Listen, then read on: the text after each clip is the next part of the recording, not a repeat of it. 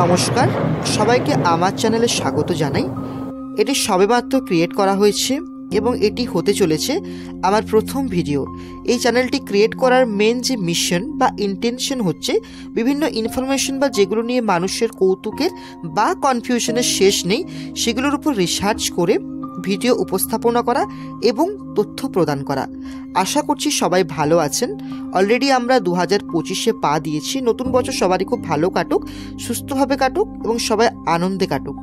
আসুন, যেহেতু এই ভিডিওটি হতে চলেছে চ্যানেলের প্রথম ভিডিও, তো আমরা ভগবান জগন্নাথের চরণে প্রণাম জানিয়ে প্রভুর কিছু অজানা রহস্যের তথ্য আমরা জেনে নিই। যে ইনফরমেশনটি আজকে আমি দিতে চলেছি সেটা নিয়ে অনেকের দ্বিমত রয়েছে এবং অনেক তর্ক বিতর্ক রয়েছে। আমি সেই প্রসঙ্গে যাচ্ছি না। আমরা জানি ভারতের যে সকল হিন্দু মন্দিরগুলি রয়েছে তার মধ্যে অতি প্রাচীন এবং রহস্যে ঘেরা মন্দির হচ্ছে পুরীর জগন্নাথ মন্দির। এই মন্দিরকে ঘিরে রহস্যের অন্ত নেই। হ্যাঁ বন্ধুরা, সেটা সমুদ্রের নিঃশব্দ, অর্থাৎ মন্দিরের ভেতরে সমুদ্রের যে প্রবল শব্দ সেটা কিন্তু মন্দিরের ভেতরে গেলে সে শব্দ কিন্তু শোনা যায় না। আমরা জানি যে পুরীর মন্দিরের উপরে কোনো উড়োজাহাজ অর্থাৎ এরোপ্লেন, কোনো পাখি কিন্তু উঠতে দেখা যায় না। এছাড়া প্রভুর যে ভোগ তৈরি হয় অর্থাৎ প্রসাদ যে রন্ধন হয় তার বিশেষ কিছু নিয়ম রয়েছে। যেমন একটার উপর একটা হাঁড়ি চড়িয়ে কিন্তু রান্না হয় এবং সব থেকে যে উপরে হাঁড়িটি সেটি কিন্তু আগে রন্ধন হয়। এবং এই যে প্রসাদ বিতরণ করা হয় প্রভুর, তা সে যত ভক্ত আসুক না কেন, অর্থাৎ কম হোক বা বেশি হোক, তা কিন্তু কখনোই কম পড়ে না।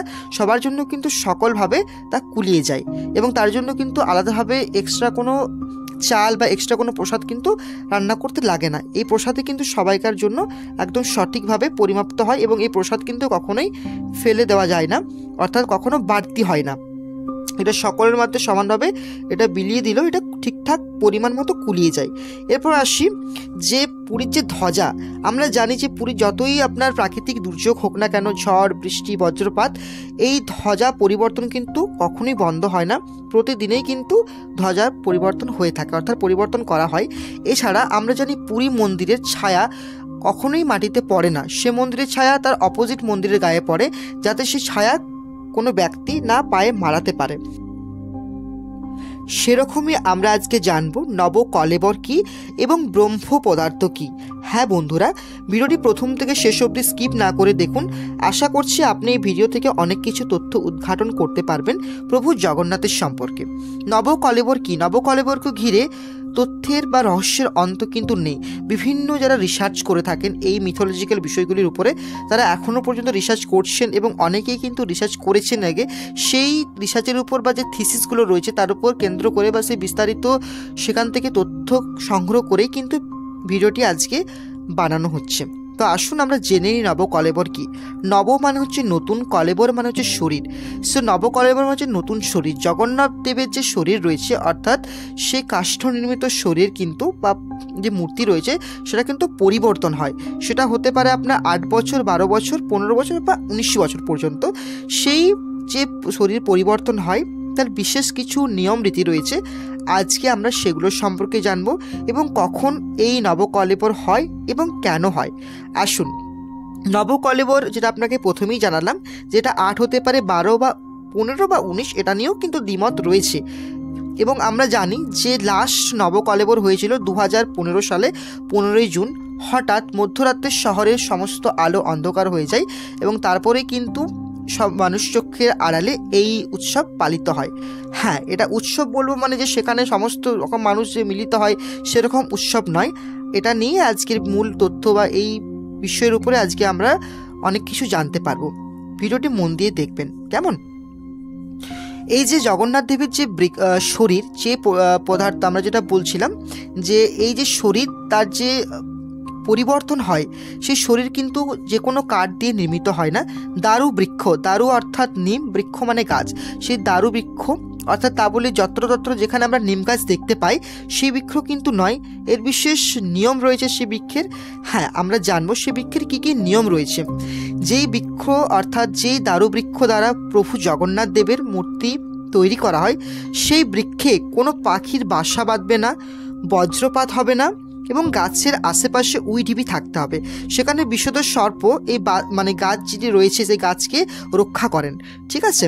এছাড়া সেখানে শ্মশান বা কোনো জলাশয় এবং নদী বা পুকুর বা কুয়ো হতে পারে সেটি এখানে থাকবে, এবং যে বৃক্ষটি থাকবে সেটি 4টি রাস্তার মধ্যস্থলেই বৃক্ষ থাকবে। এছাড়া এই বৃক্ষের আশেপাশে কোনো খারাপ শক্তি উপস্থাপন কিন্তু করে না, যেহেতু এই বৃক্ষ এক প্রভাবশালী বৃক্ষ। এছাড়া আপনাকে জানাতে চাইবো, যেমন মহামারী, খরা, বন্যা, এছাড়া এই গাছের আশেপাশে কোনো রকমের এফেক্ট কিন্তু পড়ে না। সেই গাছে বিশেষ কিছু সংকেত, যেমন শঙ্খ, সেটা হতে পারে চক্র বা গদা বা পদ্ম, এই গাছের মধ্যে কিন্তু লক্ষ্য করা যায় বা এই চিহ্ন থাকে। গাছের 4টি শাখাই কিন্তু থাকবে। গাছের বর্ণ কালো হয়, অর্থাৎ জগন্নাথ দেবের যে মূর্তি হয় সেই গাছের রং কিন্তু কালো বর্ণের হয়ে থাকে, এবং সুভদ্রা ও বলরাম দেবের যে মূর্তি হয় সেই মূর্তির বর্ণ খানিকটা গৌর বর্ণের হয়ে থাকে বলে জানা যায়। বিশেষ রথে করে, অর্থাৎ এই যে আমরা জানি যখন কোনো বৃক্ষকে ছেদন করা হয় বা কাটা হয়, তখন আমাদের যে গাছের যে শাখা প্রশাখা বা তার পত্রগুলিকে প্রথমে কিন্তু ছেদ করা হয়, যাতে গাছটির সহজে আমরা কাটতে পারি। কিন্তু এক্ষেত্রে তার উল্টোটা হয়। এক্ষেত্রে প্রথমে গাছটি কিন্তু গোড়ার থেকে কাটা হয়, এবং গাছের যে কাণ্ড মানে গাছের যে শাখা পোশাখা রয়েছে তা দিয়েই কিন্তু রথ তৈরি করা হয়, এবং সেই রথ দিয়েই কিন্তু এই যে বৃক্ষ অর্থাৎ যে দারু বৃক্ষ সেটিকে আনা হয়। এবং কারা আনেন এবং কিভাবে আনা হয়, এটি মন্দির যে রয়েছে অর্থাৎ মন্দিরের যে পুরোহিত এবং কিছু বিশেষ মিস্ত্রি রয়েছেন এই গাছটি ছেদন করে নিয়মবিধি মেনে অর্থাৎ পুজো করে যজ্ঞ করে এই গাছটিকে আনা হয়, গাছটিকে শোধন করা হয়। তারপরে কিন্তু এই মূর্তি নির্মাণের কাজ করা হয়। মূর্তি নির্মাণ করা হয় 15 দিনের মধ্যে। যখন মূর্তি হয় সেই মূর্তি কিন্তু যারা নির্মাণ করেন সেই গৃহে অর্থাৎ সেই ঘরের ভিতরে কিন্তু অন্য কারো প্রবেশ কিন্তু নিষিদ্ধ থাকে। তারা 15 দিন ধরে এই গাছ মানে এই গাছ থেকে তারা মূর্তি নির্মাণ করেন।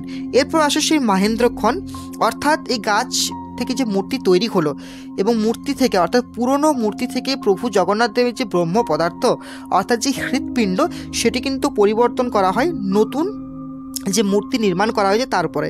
এবার আমরা জানবো ব্রহ্ম পদার্থ। এই ব্রহ্ম পদার্থ কি, আসুন একটু আগে ফিরে যাই। একদিন শ্রীকৃষ্ণ নিম গাছে বসে বিশ্রাম করছিলেন। সেই সময় জরা নামে এক বেদ তীর নিক্ষেপ করেন, তারপর নাকি ভগবানের মৃত্যু হয়। অর্জুন জানতে পারার পর অন্তিম সংস্কার করেন।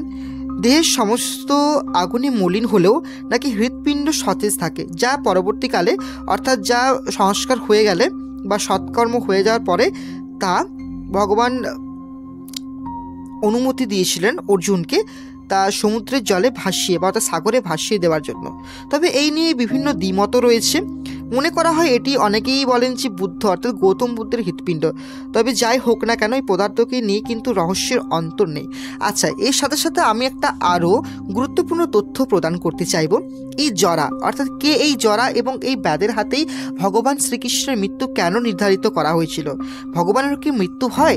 হ্যাঁ বন্ধুরা, আমরা জানি যেটুকু আমরা গীতা অর্থাৎ ভগবত থেকে আমরা জানি যে কর্মের ফল কিন্তু সবাইকেই ভোগ করে যেতে হয়। অর্থাৎ ত্রেতা যুগে শ্রী রামচন্দ্র অবতারে যখন শ্রীকৃষ্ণ ছিলেন তখন বিশেষ কৌশলে যিনি বীর বালি ছিলেন তিনি বীর বালিকে সুকৌশলে হত্যা করে সুগ্রীবকে রাজা করেন। ভগবান হলেও এটি ছিল তার অনৈতিক এবং অনুচিত কর্ম। তবে জরাই ছিল দাপর যুগে এই বালি। কর্মের ফল তো সবাইকেই ভোগ করতে হয়। তো মৃত্যুকালে শ্রীকৃষ্ণ তাই কোনো অনুতাপ বা অভিশাপ কিন্তু দেননি এবং তিনি কর্মের ফলকে মেনে নিয়েছিলেন। ফিরে আসা যাক মূল পর্বে। আচ্ছা, এই নবকলেবর যখন প্রতিষ্ঠিত অর্থাৎ অনুষ্ঠিত হয় এই সময় শহরের আলো অর্থাৎ ইলেকট্রিসিটি কিন্তু অফ করে দেওয়া হয় এবং সরকারি বিধি মেনেই মন্দিরের যে বৃদ্ধ অভিজ্ঞ এবং ভারপ্রাপ্ত অর্থাৎ অনেক সময় কিন্তু স্বপ্নপ্রাপ্ত পুরোহিত হতে পারে। এছাড়াও এটা নিয়ে দ্বিমত রয়েছে। অনেকেই মনে করেন যে মন্দিরে যারা পুরোহিত রয়েছেন অর্থাৎ এখানে সকল পুরোহিত থাকলেও বিশেষ 4 জন পুরোহিত যাদের দ্বৈত পুরোহিত বলা হয় তারাই কিন্তু এই কাজ অর্থাৎ এই যে এক মূর্তি থেকে অন্য মূর্তিতে প্রতিষ্ঠা এবং সে মূর্তিতে যে হৃৎপিণ্ডের প্রতিস্থাপন সেটি কিন্তু তাদের দ্বারাই কিন্তু হয়ে থাকে বা তারাই কিন্তু করে থাকেন মনে করা হয়, বা তাদের থেকে কিছু ইনফরমেশন মাধ্যমে আমরা জানতে পারি যে হাতে তারা গ্লাভস, চোখ বাঁধা থাকে এবং সে সময় কিন্তু কোনো ব্যক্তির প্রবেশ নিষিদ্ধ কোনো শব্দ বাইরের থেকে প্রবেশ মন্দিরে আসে না এবং এই মধ্যরাতে এই ব্রহ্ম পদার্থ প্রতিস্থাপনের কাজটি কিন্তু করা হয়।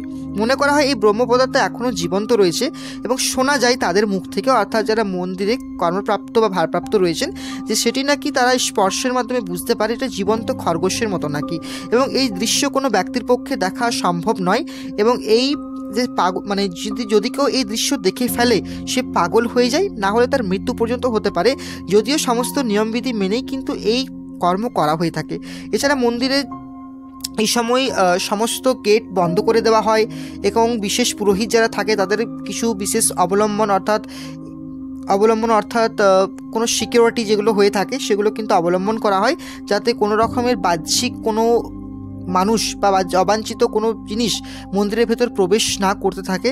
তারপর কিন্তু প্রভুর এই প্রতিস্থাপনের কাজ কিন্তু সম্পন্ন হয়। এই সময় অর্থাৎ মূর্তি প্রতিস্থাপনের সময় কিন্তু এই কর্ম দেখার জন্য তো কারোর পারমিশন বা কারো অনুমতি না হলেও পরবর্তীকালে যে নতুন মূর্তি প্রতিস্থাপিত হয় তা মন্দিরে রাখা হয় এবং তার জনসমক্ষে যে ভক্তরা আসেন পৃথিবীর দূর দূরান্ত থেকে দর্শন করতে, অনেকেই তা সেটা উপলব্ধি করেন এবং দর্শন করেন। আশা করছি আমি আজকের মতো আপনাদের জগন্নাথ দেবের যে বিষয় নিয়ে আলোচনা করছিলাম এটি আপনাদের জন্য খুবই উপকার এবং এক নতুন ধরনের ভিডিও হতে চলেছে। আশা করছি সবারই ভালো লাগবে। আবারও প্রভু জগন্নাথের চরণে আমরা প্রণাম জানাবো। চ্যানেলে আপনি যদি নতুন হয়ে থাকেন দয়া করে একটু সাবস্ক্রাইব, লাইক এবং একটু কমেন্ট করে যাবেন, যাতে পরবর্তীকালে আমি অনুপ্রাণিত হয়ে আরও নতুন নতুন ভিডিও উপস্থাপন করতে পারি, সেটাই আমি চেষ্টা রাখবো। যেহেতু এই চ্যানেলের মেন ইন্টেনশন হচ্ছে বিভিন্ন ইনফরমেশনকে আপনাদের সামনে তুলে ধরা বা উপস্থাপনা করা, অবশ্যই আমি চেষ্টা করব। এছাড়া আপনাদের যদি কোনো বিষয়ের উপরে কোনো কিছু বলার থাকে বা কোনো ইনফরমেশনের উপর যদি আপনারা ভিডিও চাইছেন সেটিও আপনারা কমেন্ট বক্সে জানাতে পারেন। আমি চেষ্টা করব সেই মতো ভিডিও উপস্থাপনা করার। ভুল ত্রুটি হয়ে থাকলে অবশ্যই আমি ক্ষমা প্রার্থী। ভালো থাকবেন, সুস্থ থাকবেন এবং অবশ্যই সাবধানে থাকবেন। জয় জগন্নাথ। দেখা হচ্ছে পরবর্তী একটা নতুন ভিডিওতে।